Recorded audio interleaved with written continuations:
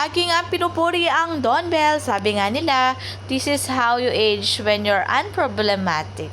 Not cloud chaser, just minding their own business, focusing on their individual growth, secure in themselves, and supportive of each other's success. Marami na ngang fans na hindi makapaghintay sa kanilang bagong proyekto.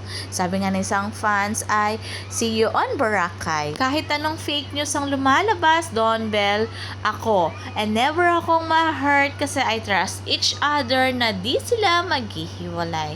Kahit anong basher, gaya nga sabi ng dalawa, di nila pinapansin ang ingay sa labas. They are simply assuring us that you don't have to worry, no need to listen to the noise of the world because we're still each other.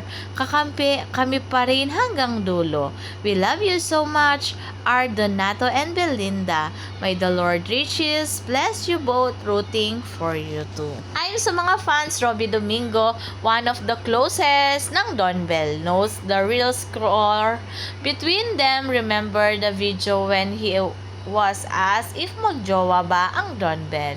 He then answered, ano sa tingin nyo? Tapos tumangaw siya, Lord, bless this couple. Sana sila na talaga hanggang dulo. They create happiness sa lahat ng mga fans nila, Lord. Thank you, Lord, for having Don Bell. Nakakawala sila ng stress. Sabi nga nila, ilang beses ko na itong nakita pero yung kilig na may kasamang tawa, sobra. Grabe na kayo, Don Bell. Normal lang sa usapan at galawan. Pero yung tindi, ang impact, kilig to the max.